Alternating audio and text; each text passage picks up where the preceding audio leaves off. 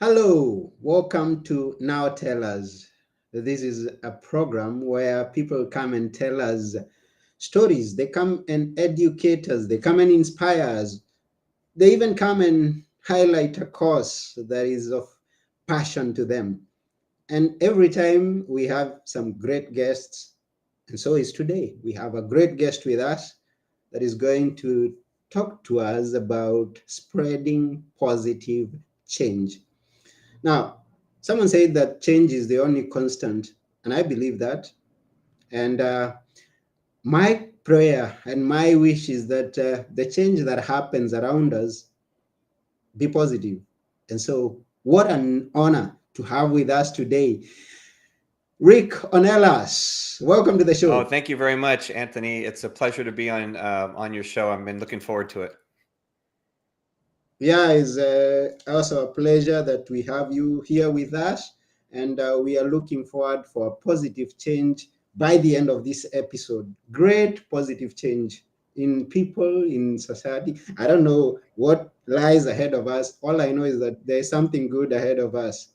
Yeah, agreed. I agreed. I think there is, despite all the negative times and the difficult times that are happening in the world, there's always the opportunity for some positivity and for change in the right direction. Okay, and here we go. Before we go right into spreading positive change, we would like to know who is Nick Ornelas? Where is he from? So I live in outside of Houston, Texas. I'm originally from Southern California, from Los Angeles, and I think I consider myself first and foremost, aside from any career or any area of expertise, first and foremost a father and a family man, because I have three beautiful daughters who are all now grown. My youngest just moved out just last month, but my wife, I've been married to my wife Tanya for 26 years, and my daughters and my family are the reason for everything that I do in life, and so they're the most important thing to me. Above that, I'm an ultimate success coach. I'm a best-selling author, and I'm a speaker, and the founder of iSpark Change. So I wear a lot of hats, but the most important hat would be, family. Family would be the most important one that I wear. And I love that. I love family. And it's good that you tell us you've got an experience in two digits twice and growing. Yeah. 26 is not the joke. I mean, and when you observe children learning to walk, to talk, and then experiencing children leaving your home, now that's quite an experience. And so we are going to focus in the direction that you wish us to focus. And as we cover this topic, spreading positive change. So, what is it about spreading positive change? Where would you like us to start? Yeah, I mean, I'll share in a second where it started for me, that the journey of spreading positive change. But first, I'll share just what it's about. What I consider spreading positive change is any action that we do anytime throughout the day, any day of the week. It doesn't really matter, but it's any action that impacts others in a positive way. And it can be as simple as Mm-hmm. smiling at someone. It can be me being on your podcast and someone in the audience hearing something that resonates with them, connects with them in a positive way. It can be reaching out to a friend that you haven't spoken to in a long time, sending them a message, and seeing how they're doing. And then it can be much, much bigger. It could be feeding the homeless or doing some kind of charitable work or anything. I mean, even writing or having a podcast, all those things, they're just examples of ways that we can spread some positivity. And so that's how I see positive change, is that every day, each one of us has opportunities to spread positivity, to spread positive change. And we can choose to go that way or choose the other way. And so we all have these choices throughout the day, but I see it as much bigger than that, because I think what we don't always realize, and I was the same way for a long time, is we don't realize that each individual action has the potential to change someone's life, to impact them for a lifetime.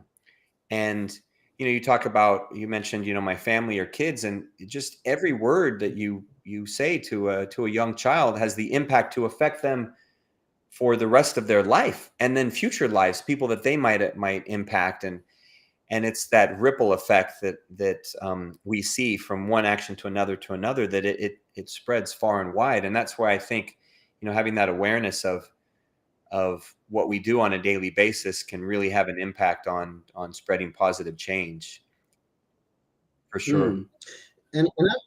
And I'm curious to know, because there's a big part of the world that is negative. I mean, anywhere that you go, as you go into school, you go into jobs or businesses, you meet with a lot of negativity.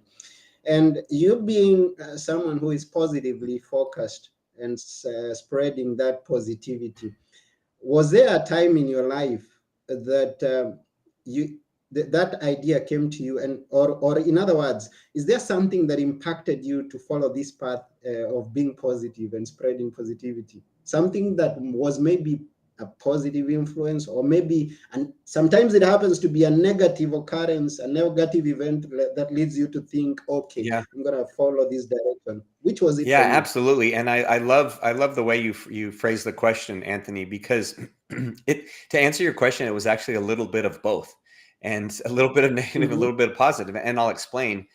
So all my life, I've been a fairly positive individual. I'm the kind that, sees the glass half full rather than half empty type of individual, right? So I was always been mm-hmm, more on the positive side. However, there's still things that happen in life that get you down. And when I was mm-hmm, younger, if I got in a car accident, it'd be terrible. And, I'd get affected and depressed. And so, impacted in such a big way. And, my mother used to say, don't make a mountain out of a molehill, just make a mountain out of a molehill, just something so small. And, and I remember, that, although I was positive, still I would get affected by things that, probably you look back and you're like, oh, that's just silly, right? That's just nonsense. mm-hmm, But what happened was in 2020, when the pandemic started, so you could consider that the negative catalyst, if you will, when the pandemic started and the world mm-hmm, went into quarantine, and we're all, have to stay home, and um, couldn't leave the house and everything. That's where everything changed, because I had a coaching business that all of a sudden went down to, to almost nothing. My clients requested to stop their services. I was the mm-hmm, COO for one client, and I had to be laid off.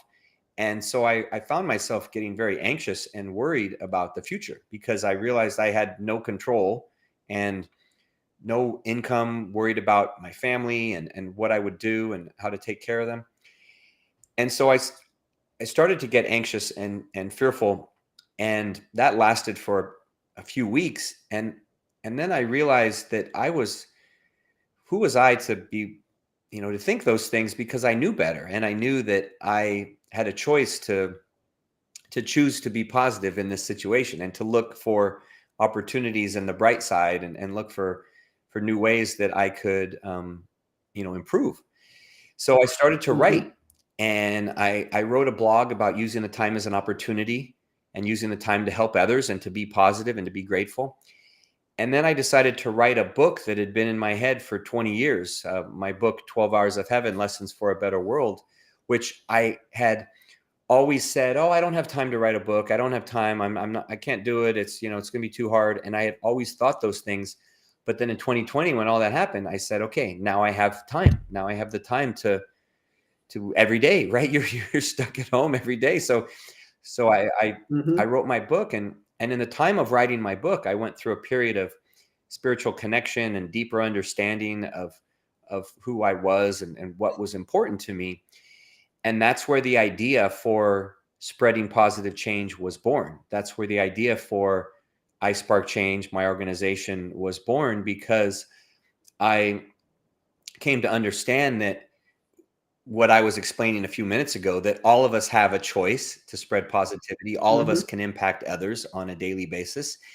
And so Mm-hmm. I completely changed my whole life, changed the trajectory of my life, my career, by creating I Spark Change, and writing my book, and focusing on building and growing growing that community, and doing all the things through iSpark Change. And so, yes, I mean, the answer to your question is, it was positive, negative, both, but it all put my life on a completely different path, the one that I'm on today that leads me to, talk to you today. Mm. And there's something I love in the conversations that I have been having in the recent past. When we mention the pandemic, yeah, there's a lot of people who went through some tough time and we lost a lot of lives. But then every time that we are speaking with people who are doing something significant on this particular day, they focus back, they look back at the pandemic and say, the pandemic was something positive in my life. And I'm like, oh, this is interesting. Well, all the negativity was happening around the world. There is something that came out of it. And you wrote a book at that time. I happen to also have written a book that was written a book that was uh, uh, just about 20 years as yours. So it's good that, as they say, when life offers you lemons, you make Mm-hmm. lemonade. And I'm glad that you did that. I'm glad that you did. And we keep going. Now, let's go to uh, well, a bit back to when you started your family. How was it starting a family? Because I know there are many people who listen here and they don't know how to get started in life. Oh yeah, that's a great question. So my wife and I got married young. I mean, we were I mean, we met, we were 22, 23. We got married 24 years old, and we were very young, and we didn't really know what we were doing. We just knew that we loved each other, and we knew that we wanted to spend the rest of our lives together. And we had um, we had my first daughter right away. We had my oldest daughter, Ciara. We had her right Mhm, away, and so much of caring for her was just a learning process. It was just a figuring it out, trying to take care of her while building our relationship. And and I'd say that, the when I was younger, I mean, I was more selfish, and I was still a young guy that was focused. I would go play basketball, and I'd do sports, and I'd be very involved and work, and my family wasn't as I wasn't as focused on my family. Sure, I loved my family, and we were building a family and building our marriage and everything. But I was still someone that was still figuring it all out. I had to do a lot of figuring it mhm, out, and what helped me to figure it out was really taking some situations, some negative situations in my life where I realized that it could all be over very quickly.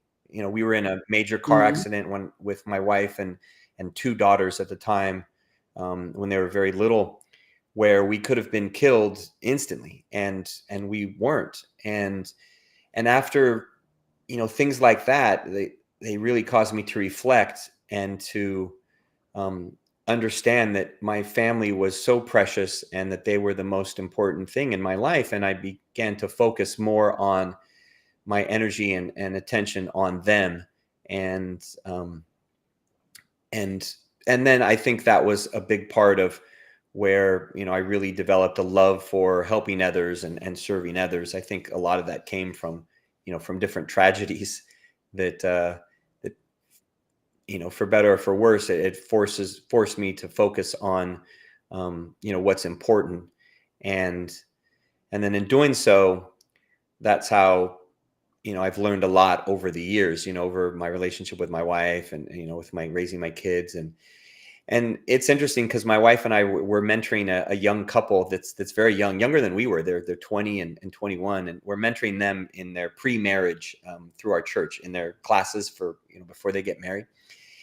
And as we've been speaking to them, we're sharing that the most important things in our relationship, and I feel in any relationship, are trust and communication, and to really have a very solid foundation of trust, and then to have communication, open communication, with your partner, and your kids, and all those that you're close with. Because I think those are the foundations of all relationships. Love is great. Love is going to be there. And Mm, there's millions of songs about love and how powerful it is.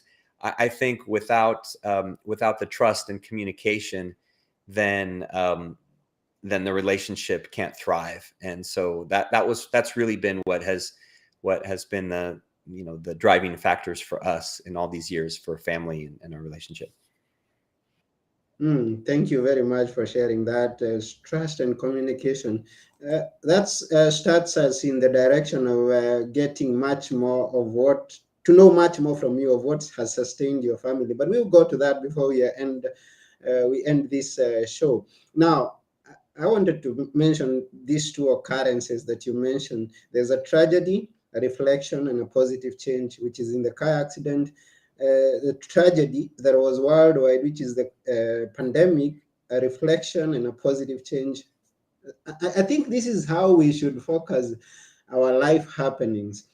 Happening, a reflection, and a change.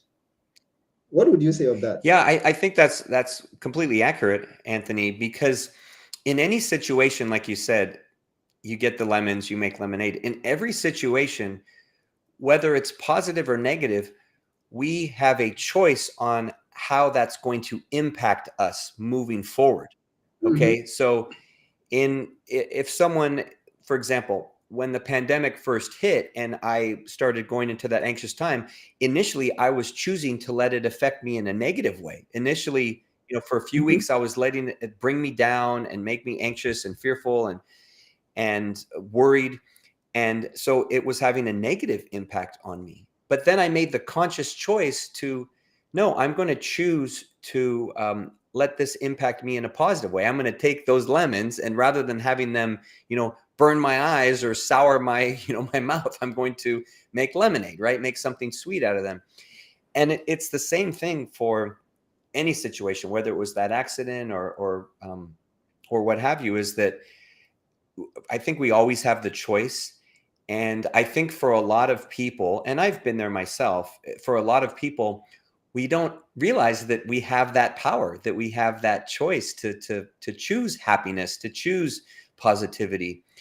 And so mm-hmm, when something happens, we either become a victim or we let it bring us down, and then we spend far too long um, being negatively affected by something before we decide, okay, now it's time to move on.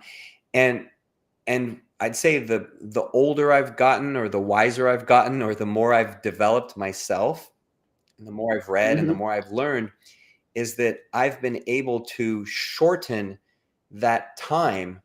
So for example, instead of something, quote unquote bad happening, and it affects me for weeks or months or a long period of time, now something happens, I think about it, I reflect, and I move on very quickly. And that can be, a day, that can be an hour, that can be minutes. Whereas, in the past, it might take far longer. And I think you're right. I think that we all have, things happen, we reflect, we decide, how they're going to affect us and move on. And I think in learning to go through that process quicker, that's how we can grow as individuals. Thank you for that. And at this point, I want to also take this opportunity to thank all our viewers who are watching us live or listening to us. And I take a mention of one, Andy Charles. Thank you very much for leaving us a comment. Love these stories. They help us to remember what really matters. Thanks, Rick. Thanks, Anthony. We need more like this. We thank you, Andy. And we thank each and every other of you who is watching. We need your feedback. We need your encouragement to keep on going, because each and every one of us would always need a word of an encouragement to keep moving. Now, before we move into the next maybe great question, I would ask, I'm curious to know, how do we manage to shorten this time of reflect and change, as you say, that we need? Now, you found a way of how to shorten that Mhm. period. How do we find our own? Yeah, that's an excellent question. And I didn't know the answer to that for a long time. Like I said, I didn't even fully understand the impact of that accident until 20 years later when I wrote my book. So it took a long time. What I've discovered over the years, what works for me and others that I've coached, is to ask ourselves a lot of questions. Is to let questions be the answer to getting through that situation. Mhm. And there's a technique in psychology called positive reframing, where we take a situation and we start asking ourselves questions on how to reframe it in the positive light. So how to Mhm. look at this situation and say, okay, well, what can I do in this situation? If you think you're in a situation where it's completely uncontrollable, you have no control, like the pandemic, I'm stuck in my house, I can't do anything, I can't go outside, I can't work. What can I do? Well, now I have time. I've never had time alone, time to do this. So what can I do with that time? I'm going to write, right? I'm going to choose to write and do something positive with. And and I think by asking ourselves those questions, how can I how can I do something with this situation? What are the positive Mhm. aspects of what is happening? Even if it's a good situation, what did I learn from this situation? How am I going to grow from what just happened? What am I grateful for what just happened? How is it affecting me? How is it going to, impact me moving forward? Like just reflecting and Mhm. asking ourselves all those questions, those help a lot. And what helps me to do that, to do those reflection, is I journal. I journal at the end of each day, and in the beginning of the day, at the beginning and at the end of each day, I journal gratitude. So I journal the things I'm grateful for, and I journal other things that I've done throughout the day and what I've learned. And that practice has really helped me a lot in that reflection process. That reflection process of asking myself those questions and then answering them and journaling it. Thank you. Uh, would you be kind to tell us a bit more about your book? Oh, sure. So my book, 12 Hours of Heaven: Lessons for a Better World, it's up there on the shelf. Yeah, right there. I'm backwards. It's right there. Um, it is it's a fictional story that was inspired by the accident, and I can explain that in a sec. But it's a fictional story about an angel that is sent down from heaven, and he finds himself trapped in an elevator with 10 individuals, 10 complete strangers, all totally different individuals from all walks of life, young, old, men, women. And they're trapped in an elevator overnight for a period of 12 Mhm. hours. That's where the name comes from, 12 Hours of Heaven. And they don't know he's an angel. They just think he's another person trapped in the elevator. And during that time, he's able to help them all through the biggest challenges that they have in their lives. And um, he's able to help them move past those challenges, and they learn lessons. That's the subtitle: Lessons for a Better World. So they learn these lessons that they're able to take with them along the way, after they leave the elevator. Mhm. And these are simple lessons that things that I've learned throughout my journey, and that really anyone can understand. Things like practicing gratitude, which I just mentioned, or being present in a situation and not having your mind focused on something else, or having faith, or loving, or serving others. These are all things that are not old lessons. I mean, not new lessons. They've been around for thousands of Mhm. years, right? And all throughout history and Mhm. society. um, but I put them in a creative story, in a vehicle that allows the reader um, to connect with the characters, to resonate with what they're reading, and to understand them in a very easy message. Um, and Mm. the book was inspired, Anthony. The book was inspired 20 years ago, when 21 now, and a half years ago, almost, well, 22 years now, when I told you I was in that accident with my wife and my kids, my Mhm. two daughters who were small at the time. We were in this major car accident, and after the accident, I went through a period of reflection where I said, okay, why how did we survive, and why did we survive? That's when I started to ask myself these questions. Why did we survive? How did we survive? um, Witnesses thought that we were killed, and the analysis of the accident, they said, with the car, that for sure we could have been killed or severely hurt, and we were completely unharmed.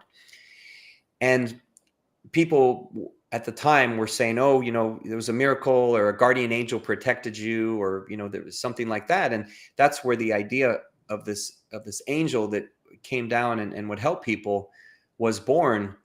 And after the accident, I when I was reflecting, I wrote what I called a to-do list for every day, things that I wanted to live my life by.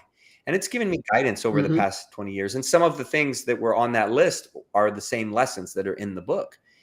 And like being grateful. And so those things that I learned, those lessons, were things that have guided me over my lifetime, and things that I wanted to Mm-hmm. share. And I always had this idea of this angel, and the story came to me when I was reflecting after the accident, and that's how the story in the book was born. Okay, beautiful. And Angel helping people. And then we have Rick Ornelas, who also helps people. Can you tell us maybe what ways do you help the people? Someone listening here could benefit from maybe your experiences or the knowledge that you have. Yeah, absolutely. And In what yeah, ways? thank you for asking, Anthony. Um, I help people in different ways. So as what I do on a regular basis, being a coach, being an ultimate success coach, I coach. I mainly work with entrepreneurs and business owners, helping them to get clarity and guidance to navigate the roadblocks that are preventing their success. So I help them to grow Mm-hmm. and scale their businesses. So that's one way. Also through my writing, not only do I have the book, I'm writing a second book, but I also write for a number of websites, for Lifehack and different websites that I'll write. So share some different things there on how to, just improve and be better.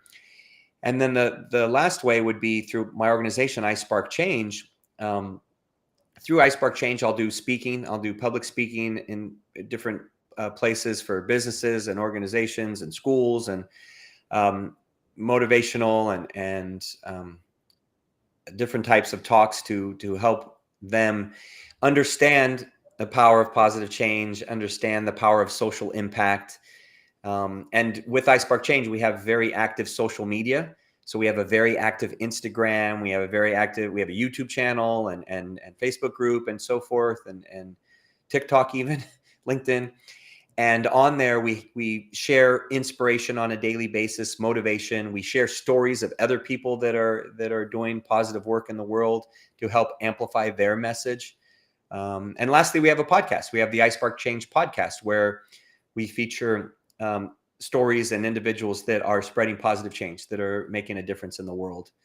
And so we do a lot of different ways. Like I said, there's lots of different ways, but all of it is around the theme of serving others and spreading positive change and social impact. Wow, that's wonderful.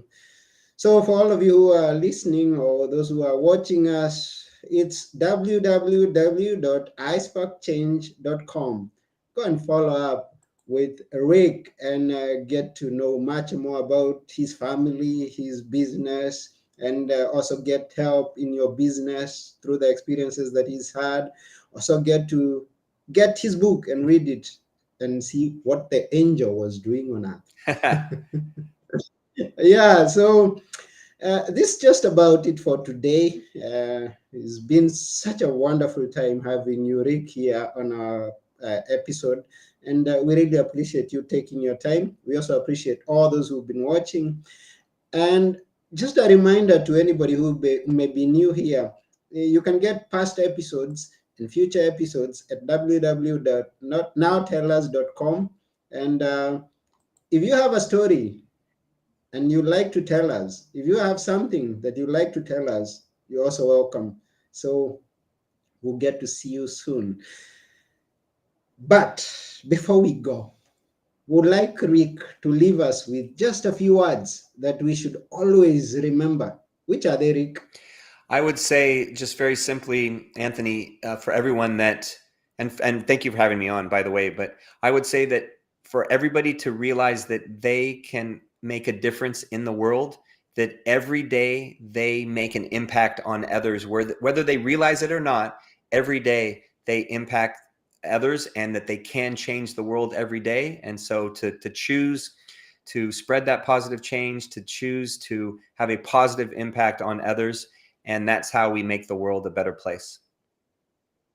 Wow, beautiful. Each and every day, you're impacting someone, whether you like it, whether you know it, or whether you intend it or not. You are impacting someone's life. Now, that's a great message. We really appreciate you. And there's so much we could have covered on this episode, but that's the reason why people should follow up with you and learn much more. I know there are some questions that they would like to ask you on different areas. So remember to follow up with Rick. Again, I say isparkchange.com. And now, I've been your host, Anthony Morore, and together with our guest today, who is Rick Ornelas, we are saying bye for now. Thank you. Bye bye. Thank you.